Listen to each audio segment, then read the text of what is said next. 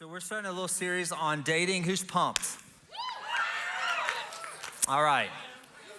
Yes, sir. You're pumped over there. I love it. All right. So let me tell you what I'm not going to do. I'm not going to tell you about Missy and I, because I made an oath promise that I would tell no stories. I promise I'm not going to do anything that embarrasses Caleb or Lauren. I promise you nothing. I know, that'd be fun.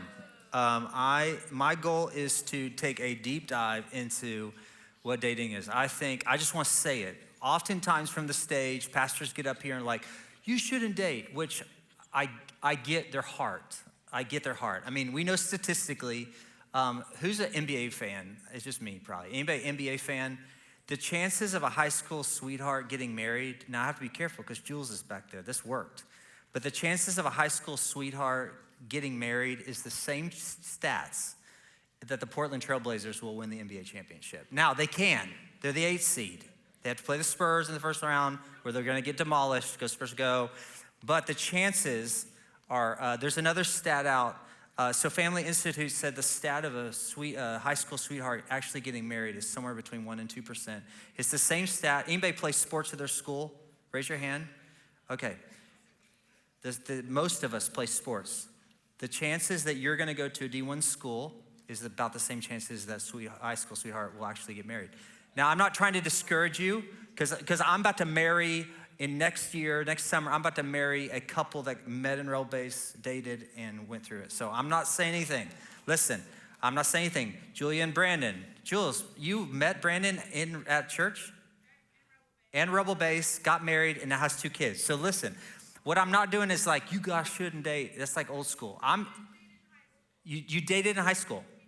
Oh, didn't date in high school. That's why the stat works for you, okay? So we're gonna talk a little bit about dating. I just wanna say, listen, I'm actually, your parents might, I don't wanna be very careful in this talk in the next, I feel like this may take a couple weeks too. I put up a dating mic in the middle here, the room. You see the dating mic right here? I've never put up a mic in a room like this in my whole life. That's the most dangerous thing in the world, is like, you guys tell me what you think. But here's my question. I need a couple girls that are brave to come to the microphone and to answer the question, what are you looking for in a guy that you want to date? There's no way. Let's freaking go. Wow. What is happening? Okay, all right. I need you to tell me, girls, you're not allowed to tell a saga. You have like 5 words or less each. 5 words or less. What are you looking for in a guy in regards to dating? Gentlemen, you got your journal out? All right, lean in. This is important. All right, girls, go ahead. 5 words or less. Honest, respectful, Christian, preferably handsome. That is incredible. Not the preferably handsome. All right, go ahead. Actually listen to me when I talk. Again, Christian, like she said, very like honest, not looking at any other girls. Okay, all right, thank you. Definitely like fully locked eyes into God, not just like faking it. Say that again? Like full locked eyes into God, not just faking it. Fully locked on eyes with God. Okay, amen. Let's go. We love it. Definitely Christian, kind, hardworking, just a respectful guy. That's so good. Thank you. Christian, respectful, and also wants to be a leader and desires that role. Okay. Men, I hope you're listening. This is good. Christian, oh goodness gracious. Christian, gentlemanly, is further along in his faith than I am, so he can teach me theology. And I forgot one. Perfect. I love it. So good. Thank you. Come on. Christian, family-oriented, and ambitious for his life. Good. 2 more. Loyal, kind, gentle, Christian, and godly. Amen. Amen. Okay. I need a godly man, but I also want a geek. So like Star Wars and Harry Potter. Okay. Perfect. And like all those movies, so yeah. All right. A geek. All right. The chances just went up for so many of us. Like, we were low, then geek, and then we're up. All right. There's W's happening. All right, guys, I need a few of you come to the mic. What are you looking for in a girl? You got to be honest. Well, I just really love her heart. No, I need to know. Okay, Travis. All right, Travis. Can you make this higher? This is, yeah, you can move it. How do I This do is it? church. All right, so here we go. All right. You're in the sanctuary. All right, here we go. How do I Oh, do not this? Travis and Caleb. Oh, dear Lord. Brock, okay. Brock will help us. All right, Cole, all right, go over here. All right. All right, Trav, look. 5 words or less. 5 words or less. Oh, okay. Hold on. Take your time. We got all night. Sorry. Okay. I'm looking for someone who has Jesus at the front of their heart and mind. Okay, I don't good. want their heart to only be for Jesus, but their mind to be for the world. Okay. I want someone who's focused on God 100% of the time. And I also want someone who is willing to grow a family in the future and who is looking to, grow a Christ-centered family. Awesome. Thank you, Trav. Good. Wow. That was a surprise. Hey, Dad. All right, son, come on. Hold the Swayze name. Come on. Let's go geek. I like the Okay. geek pool. I'm dead. Let's go, okay, reassuring and just like faith driven. Okay, beautiful, son. Beautiful. All right, Brock, come on, help us. Come on, College Park. Let's go. Yep, it's fun. For me, I'm big about being godly, seeing God within her. Someone I find that fits my funny. I like someone that I can laugh with, I can grow with, and honest and respectful, and someone I can take home to my parents and they'll be like, wow, how did you get that one? So Wow, come on. that's Let's go, Brock. Let's go, Brock. All right, Cole, help us. I'm gonna say godly, like honest and respectful, and like matches my humor, and shorter than me. I love it. So good. I'm dead. I want someone kind, loving, someone who sees like the best in me. You know what I mean? Yeah, like all those are good traits that I see. Let's go. Beautiful. Yes, sir. Yes, sir. Thank you. Very good. All right. Okay. I haven't dated in decades, all right? I don't have any. All right, here we go. So lock in. The one thing that drives me crazy about dating, and I'll just tell you in the Woodlands, and now listen, I'm a dad, so I'm just gonna say it from someone a lot older.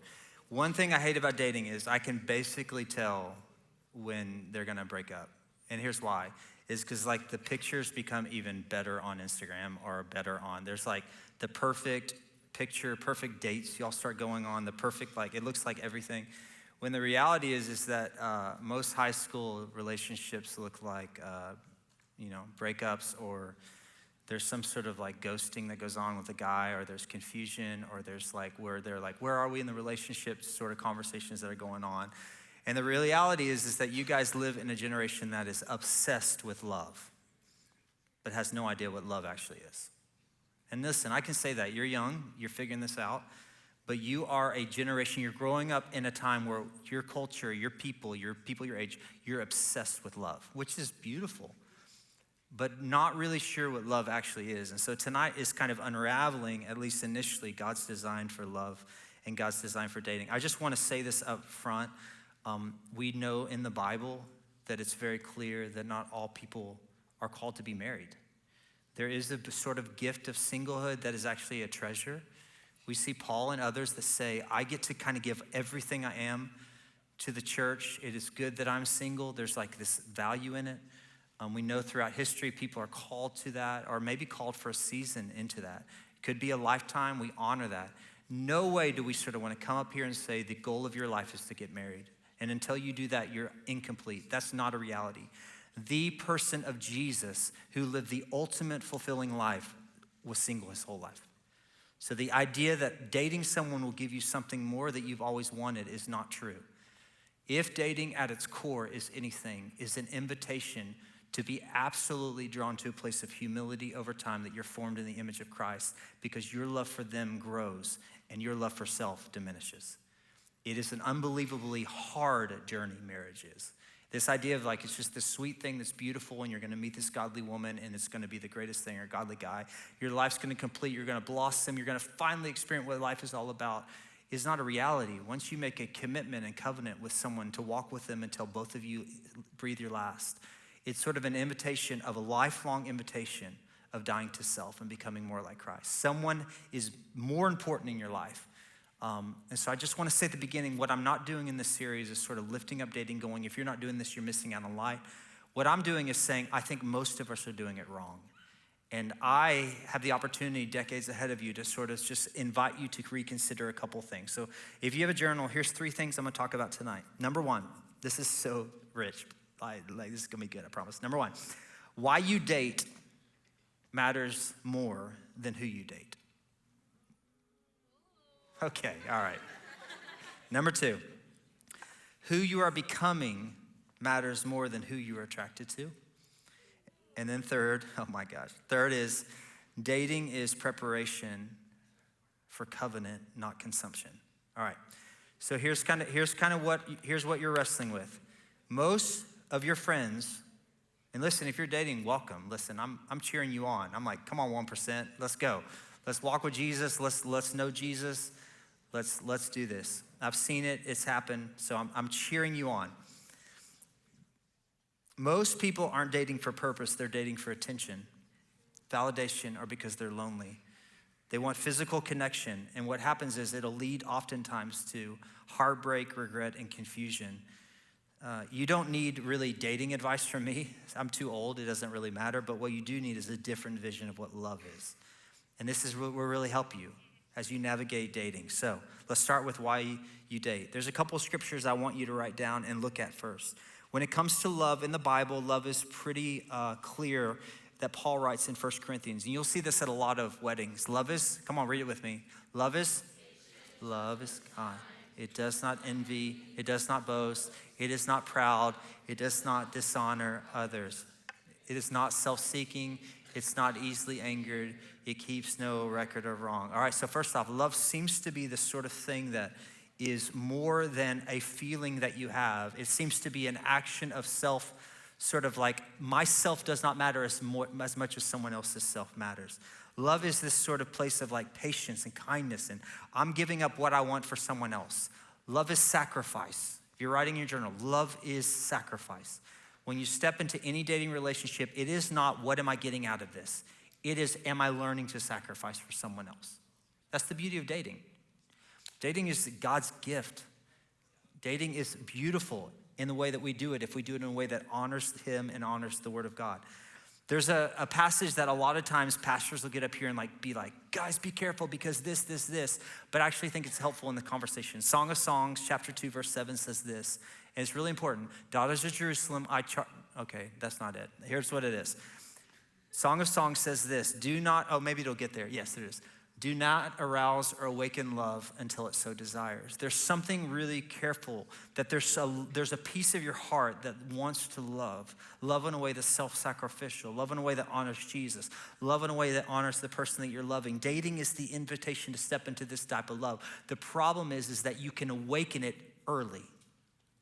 You can give it away early. You can open up this thing that God put inside of you, this deep burning desire to be with someone, and you can do it early in a way that's like, well, I just want it, so I'm going to. Everyone else is dating, I'm da-da-da. When the reality is you can awaken this thing too early. And so most people that are struggling is they just don't want to date because they want to sort of learn to be formed like Jesus. They want to date because they're bored. And so we have to be careful that we don't awaken this thing too early, all right? That's number 2. Number 3 is, there is something that Paul writes to Timothy, who was basically his like little mentee.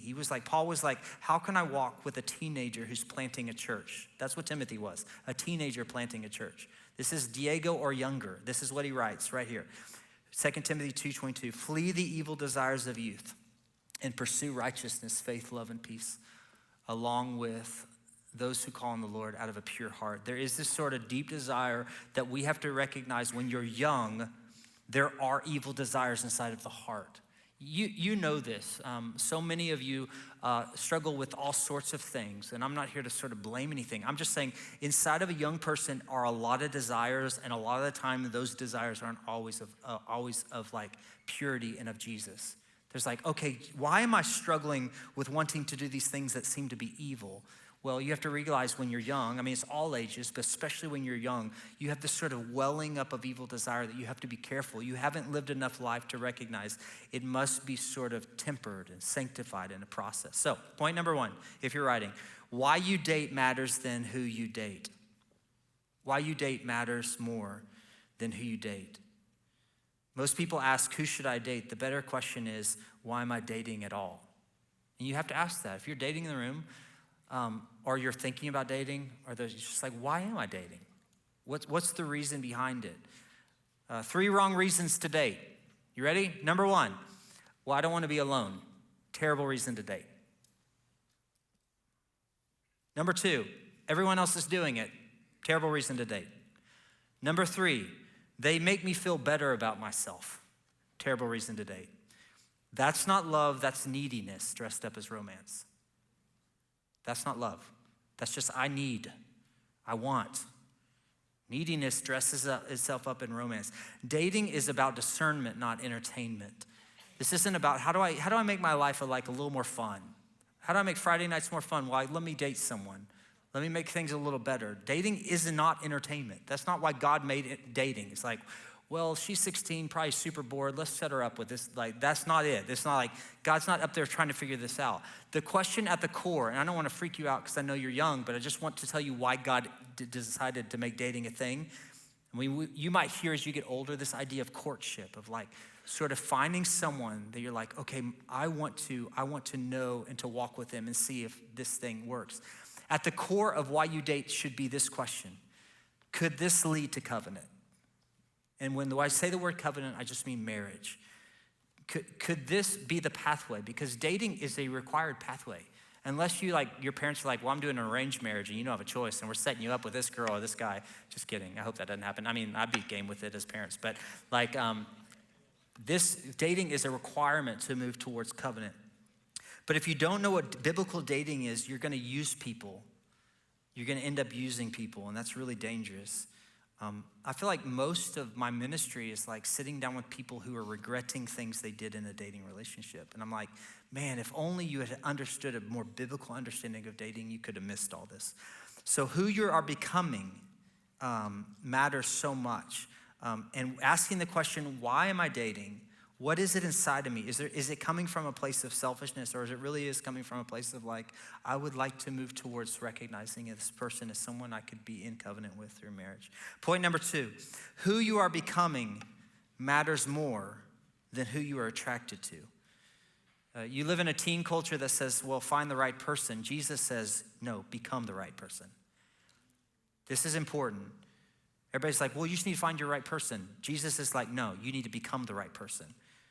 Listen, if I was to give any marriage advice, any dating advice at all, especially as you move into college and things like this would be my only, I won't say Missy, but this was Missy for me. Here's my only encouragement. You run after Jesus as fast as you can, single, and then at some point look to your right or left and see who's running as fast as you are.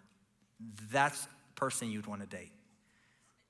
You run after Jesus as fast as you can. You give everything you can to him in the season of singleness. You go all out in regards to that. And at some point, you're going to look over to your right or to your left, and you're going to go, that girl's running as fast as I am towards Jesus. She would make a great person to be with. That young man in college is running as fast after Jesus as I am. He would be an incredible person. The reality is you don't attract what you want. You attract who you are and what you are. So what you are looking for is someone who follows Jesus when no one is watching. I mean, you just heard. That's awesome. I wasn't expecting that.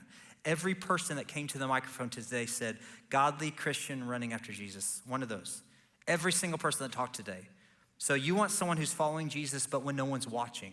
You don't want to just meet someone that's like, well, they say they're Christian, they wear their cross, the James Avery cross. No, you want to see them running after Jesus, especially when no one's watching. Who you're looking for? You're looking for someone who can say no to sin, who can set up strong boundaries. You don't attract what you want, you attract what you are. What you're looking for is someone who doesn't need another person to feel whole. You don't need someone that's like, well, I just want to date you because I just have this hole in my heart and I want to figure out how to fix it. There's something that I just wish people could realize, and this is just honest. If you can't walk with Jesus single, you won't walk with him dating. If this isn't a season you can walk with Jesus, there's no chance, well, he's gonna make me start coming to Shift. That's fine, I get it, and if he did, praise God, we're glad you're here. But if you can't walk with Jesus when you're single, you won't walk with him dating. There's not anything he's gonna bring to the table that you're like, oh, my pursuit of Jesus will increase because he's more in my life. If two broken people try to complete each other, they don't complete, they collapse eventually. Every human relationship collapses at some point. And so one of the things that's really important is when you're single, you're learning to run after Jesus, because one day, if God calls you into a place of dating, and then one day, if God calls you into a place of that dating, then moving to covenant, lifelong marriage, you recognize, don't you, that when two people get together, no matter how godly or Christian or whatever they are, their lives will collapse. Something will happen in the world where things will go wrong, where there will be disagreement and frustration and anger. And the idea that, no, they're gonna just, once they come together under Jesus, everything will always be great is not a reality. God is giving you this time of your life, if you're single, to not be going, well, I can't wait to, no. Use this time to build foundation for the rest of your life. This is such a short time of your life to be in this place of high school. You have this kind of moment where you're like, I'm just gonna say this, and I'm gonna talk to my dating people in a second. If you're single, I just wanna say this, you're not missing out on anything. Your life is complete. You do not need that person to feel better about yourself. You're okay. Now, before asking, do they love me, ask, do they love Jesus more than me? This is important as you walk through the process. As you get older, as you begin to have the opportunity to date someone, do they love Jesus more than they love me? That's okay. The answer needs to be yes. Third point I'd lay out there is that dating is preparation for covenant. It's not consumption. You live in a culture that says, what can I get from this relationship? What can she bring me? What can he bring me?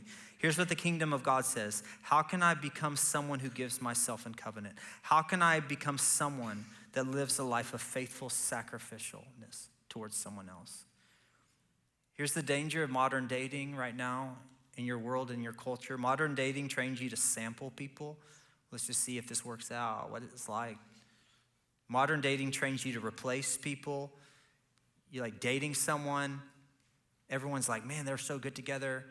Something happens randomly. Y'all break up terribly. No one knows all the drama going on. You lose friends in the process. And all of a sudden, he or she replaces you within a week with someone else. That's modern dating. Is that really what you want to do? You should be the next replaced person. We have to be careful. Nothing's harder than being replaced. Modern dating is sampling, replacing you, and at its core, it's disposing of people. It's just like, well, it didn't work out with me, so I don't need her, I don't need him in my life anymore. And you just act like they don't even live. I mean, you just like walk through the halls of high school, you don't even look at them anymore because you disposed of them. You don't need them anymore. That's not love, that is consumerism. Dating is not consumerism. It's not consumption. It's not what makes me feel good. It's the invitation towards covenant. Marriage is covenant. Faithful, sacrificial, permanent. You know, there's crazy, the stat with dating in high school is something why I'm like, those of you that are dating in high school, I want to cheer for you. I want to pray for you. I want to walk with you. I think we have to just be so careful in it because we know statistically 1% of sweethearts in high school never last past the first college 4 years. And then if they do get married, they are the highest age. I mean, they're the highest demographic of divorce. So high school sweethearts, if they do get married and they survive the 99%, they won't. 54% of them will divorce in the next 10 years. Why? It's because they based everything upon emotion and feeling. When the invitation is, run after Jesus with everything. Learn that marriage is not about what makes you feel good, but it's about giving your life away to someone else. Marriage is not consumption. You're not just consuming. You're not doing it because it makes you feel good. You're doing it because it's leading you towards an invitation for covenant. I know that feels weird, but the reality is when I look around the room, many of you are within a decade of this type of thing, could be. And you're like, no, not me, I'm not getting married. Some of you are like, I'm ready for 22 or whatever, you know, like the MRS degree in college or whatever, like you're after it, you're like ready. I was talking, never mind, I'm not gonna throw them out there. All right, so most dating ends when things get hard. This is one of the issues with modern dating right now. It's like y'all break up because things got hard. You know, if you practice all of high school and college breaking up with someone when things gets hard, you're gonna bring that habit into marriage. You're just gonna learn internally. When things get hard, we call it quits. And you do that 8, 10, 12 times through high school and college, what makes you think you're not gonna bring that habit into marriage? And when things get hard, the first time y'all are in your first year anniversary, second year anniversary, part of you is gonna be like, well, I always give up usually about this point. No, this is why guarding yourself at such a young age is so important. So here's some practical boundaries. I mean, I won't get too deep into it, but you're gonna have to really guard. For those dating, here you go. Here's some advice that I wanna help you with. You're going to really have to guard some things if you're dating. Cheering for you, I believe it's of God in regards to the process of dating. The stats are against you, but if I could give you any advice, here they are. Number one, you're gonna have to guard your physical intimacy. I won't get too deep into that. Y'all talk to someone else a lot younger and cooler than me. You're gonna have to guard your physical intimacy. Number two, you have to guard your emotional dependency. So physical intimacy is gonna be the hardest thing you're gonna wrestle with if you're dating right now. Second hardest thing you're gonna wrestle with is your emotional dependency. Well, I don't feel complete when he's not around. It's dangerous. Well, I just don't feel the same when we don't spend the weekend together. You have become so emotionally dependent on that person that it's dangerous. Because if and when that doesn't work out anymore, you're gonna go through an unbelievably difficult season because you've given your dependence to someone that is not in covenant with you. So emotional dependency is so massive. And then you're gonna have to guard your time and your identity. So many of us, when we start dating, become the dating couple. And we have to be careful in that because when the dating couple's over, if it's over, all your friendships get ruined and everything gets ruined because you based your identity upon this other person. And it's so hard for people. I mean, it takes years for people to get over a person because of the emotional dependency, the physical intimacy, and they didn't guard their identity. You are not married when you're dating, so you can't act like you are. You cannot give, if you were to write one line down, if you're dating, this will help you. If you're one line down, don't give someone spouse level access with a dating level commitment. You cannot give someone spouse level access. Well, I'm dating them. I need them to know my whole heart, and I need us to pray together, and I need to spend all the time together, and we haven't set any sort of boundaries of physical intimacy, and we're always together all the time, and it's about all these blah, blah, blah, blah, blah, and all of a sudden you realize you've given spouse-level covenant access to someone who really is supposed to have dating-level access. Dating, the goal of dating is to sort of get to know someone's heart and making sure, okay, are we in this for the long haul? Do you love Jesus as much as I do, or are we walking in these sorts of things? And so many of us fall into this sort of thing is all of a sudden we start living like we're married because we want that so badly, not realizing that we've awakened love on the inside and we've set out some really dangerous boundaries that we have to be careful with. So to summarize, why you date is greater than who you date. Number two, who you're becoming is greater than who you like.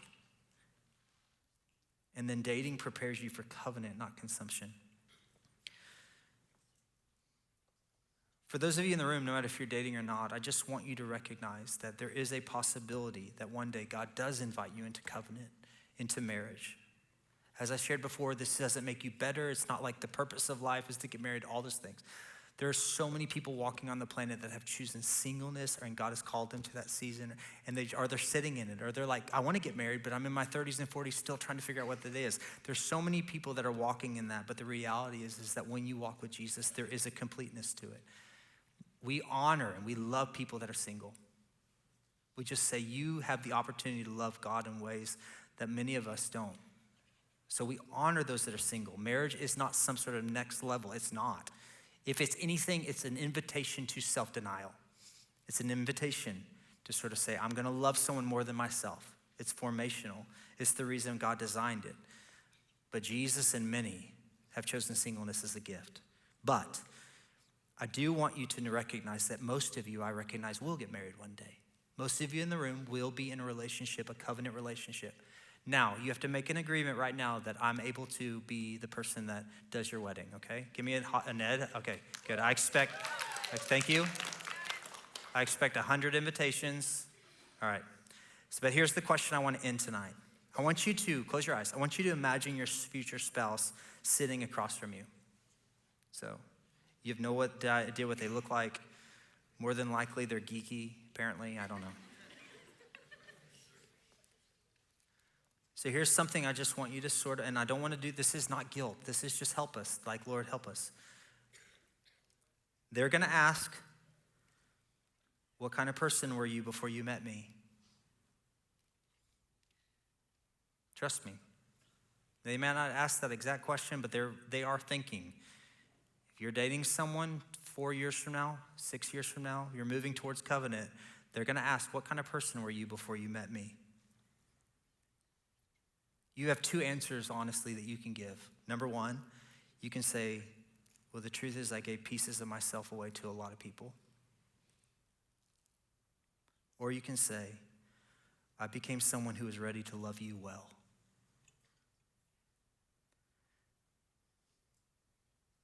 Let me say that again. Your future spouse sitting across from you, what kind of person were you before we met? You will have two answers. Either I gave pieces of myself away to a lot of people, or I became someone who was ready to love you so well. Now look at me. The goal of high school, when it comes to love, when it comes to dating, is to learn what it means for Jesus to be your first love. If you're in a dating relationship, that's fine. Marriage will require this. Your first love will not be your spouse. It will always be him. The same first love you're going to have 40 years from now is the same first love you can have tonight. He's the same. He knows you. What's crazy about the sovereignty of God is that he knows your future. He sees and plans for your life of fullness. Many of you have come from divorced families, and it breaks you. One of the biggest lies that is sort of thrown over people that have walked through divorce, and divorce is so unbelievably difficult. And a lot of people I love have walked through it, or their parents have walked through it. But there's this lie that kind of comes up inside that's like, well, my parents did it, so I probably am going to, there's like this what if me thing. And I just want to say this over your life. Jesus has unbelievable good things for you. He wants you to walk in the fullness of life.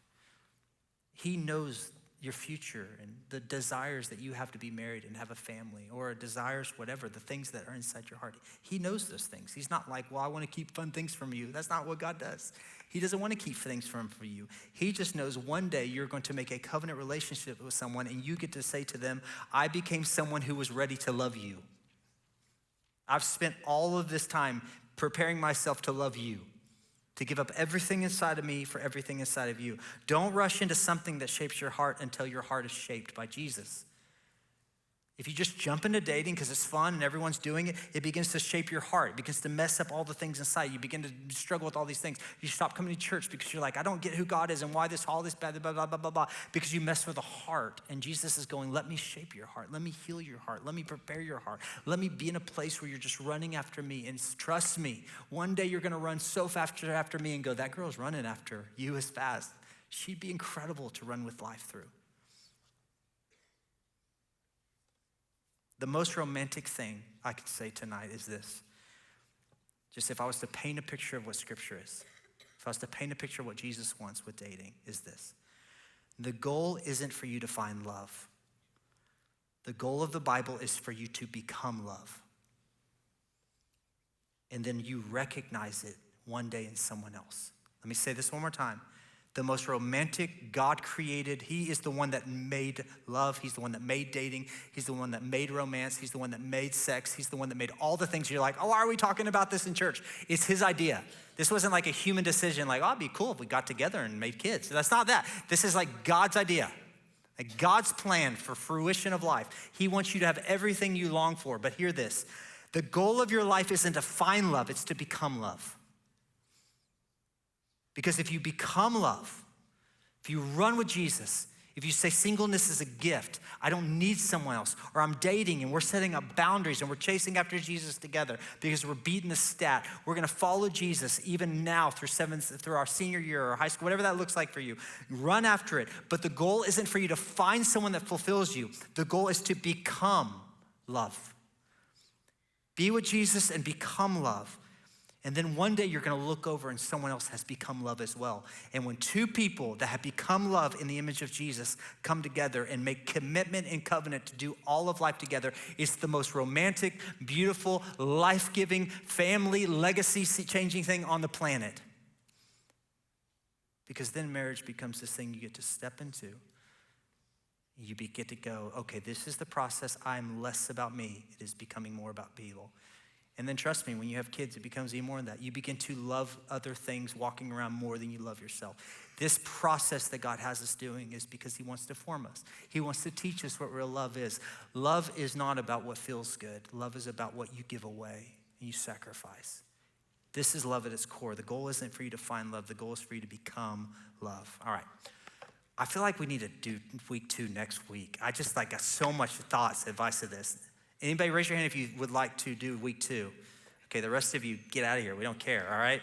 All right, so a couple things. All right, we are gonna go into small groups. We only have about 5 or 10 minutes. Here's the question. We're gonna sort of dive into this. What does biblical dating look like to you? And the question is, what takeaways from tonight are most helpful to remember? So let's process what I said.